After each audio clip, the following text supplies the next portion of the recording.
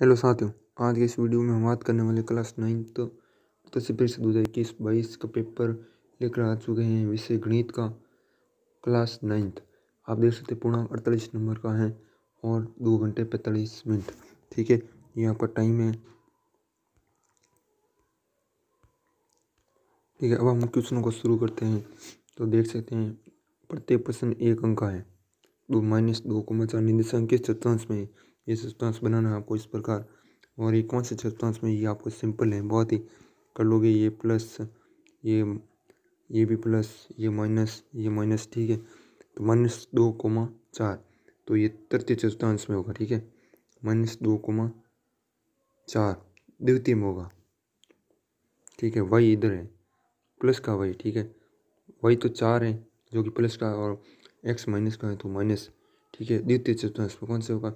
द्वितीय चतुर्थांश right answer हो जाएगा। ठीक है, तो अब दूसरे क्वेश्चन दिए गए चित्र में x का मान होगा। x का मान ज्ञात करना है आपको। ठीक है, इस चित्र के आधार पर चित्र में कितने कोण दिए गए? 55 डिग्री, 40 डिग्री।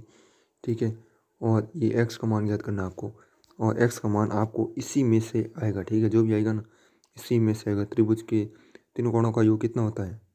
ठीक है, उसे ये आपको हिंट दे दिया मैंने, हिंट से आप कर लेना।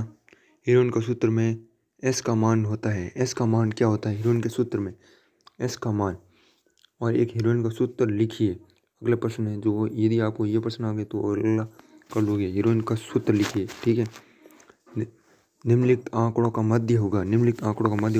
2, 3, 4, 1, 5, 3 इनका मध्य क्या होगा? इसी में से आपको ज्ञात करना है।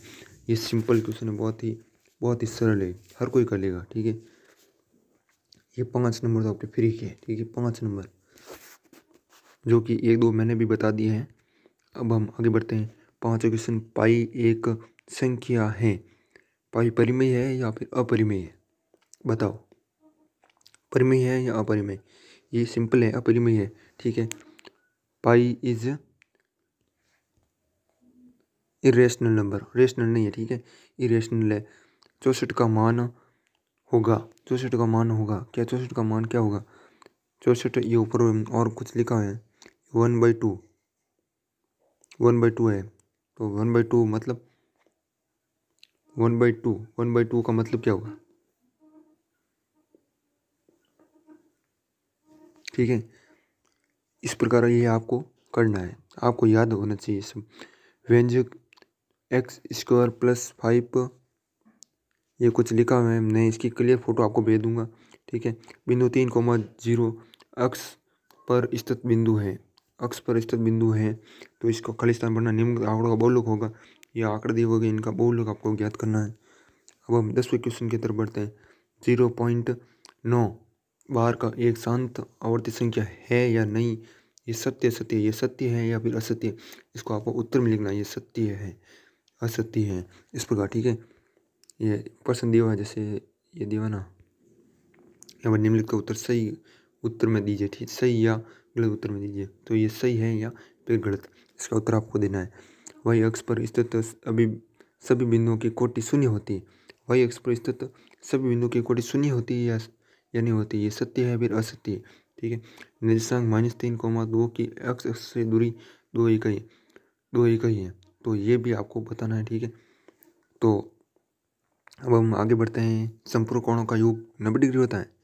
संपूर्ण कोणों का योग 90 डिग्री होता है, ये भी आपको बताना है। 5, 3, 9, 8, 7, 2, 11 का मध्य 7 होगा। ये इसने ज्ञात किया है और आप ज्ञात करोगे तब क्या उत्तर आता है। यदि ये उत्तर आता है 7 तो है सत्य, वरना नहीं है। ठीक है, अभी मैं करवा देता हूँ, लेकिन ये बहुत बड़ा हो जाएगा वीडियो, इसलिए हम फिर कभी कराएंगे। या तो इसी परीक्षा पूरी होने के बाद हम एक का पेपर सोल्यूशन करेंगे। बहुपद 6x³ - 2x² + 3x - 7 में x बराबर 2 रखने पर पद मान होगा कितना होगा, ये आपको बताना है। ठीक है, तो अब आगे बढ़ते हैं। 16, मूल बिंदु के निर्देशांक लिखिए। मूल बिंदु के निर्देशांक कितने होते हैं वो लिखना है, मूल बिंदु। ठीक है, और 17 क्वेश्चन भी कर लेंगे आप। ये सभी है ना 1-1 नंबर के, कितने? 1-1। 18 हीरोइन का सूत्र मैंने बताया था, वो अभी ऑप्शन में भी लिखा हुआ था। 19, 3, 4 हाथ x 8, 9 का समाधान 6 हो तो x का मान बताइए। x का मान बताना है आपको। और ये पूरे गुणनफल लिखे, इनका गुणनफल लिखना है। गुण मतलब गुणा ही करना होगा, ठीक है, शायद गुणा ही करना होगा। इनका गुणा करते 2 दूनी 4, ठीक है, इस प्रकार गुणा करना है, ठीक है, गुणनफल आएगा जो लिखना है, ठीक है। अब हम आगे बढ़ते हैं।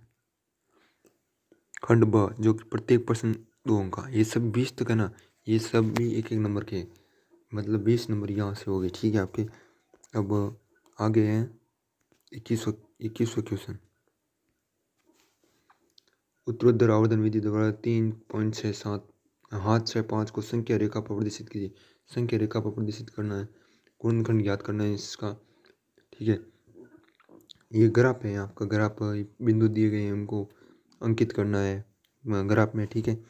और अगला है, ये आप कर लो ना, ठीक है, ये इतना इसके बारे में ज़्यादा नॉलेज नहीं है, ठीक है। अब आगे बढ़ते हैं। 8 कक्षा के 30 विद्यार्थियों के रक्त समूह दिए गए हैं।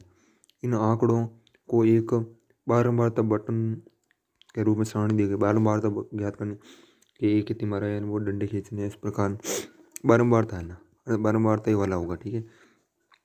ए बी ओ सिर्फ ये है, ठीक है। सत्य से निम्नलिखित परीक्षणों को आरोही क्रम में व्यवस्थित किया गया। यदि आंकड़ों का माध्य 63 हो तो एक्स का मान ज्ञात करना है। यदि माध्य दिया गया आपको 63, फिक्स है माध्य दिया हुआ है 63 है माध्य, उसी तरह नहीं सही है गलत है, ठीक है, 63 है। एक त्रिभुज की भुजाओं का अनुपात 12:17:25 है, तो उसका परिमाप 540 सेंटीमीटर है। तो इस त्रिभुज का क्षेत्रफल क्या है, त्रिभुज का क्षेत्रफल ज्ञात करना है आपको। अनुपात दिया है 12:17:25, परिमाप भी दिया है 540 सेंटीमीटर, तो आपको त्रिभुज का क्षेत्रफल ज्ञात करना है, गुणनखंड ज्ञात करना है इसका, ठीक है। और या अथवा में इसका भी ज्ञात कर सकते हो या फिर इसका कर सकते हो, दोनों में से जो चाहो उसका कर सकते हो, ये अथवा दिया हुआ है इसमें, ठीक है।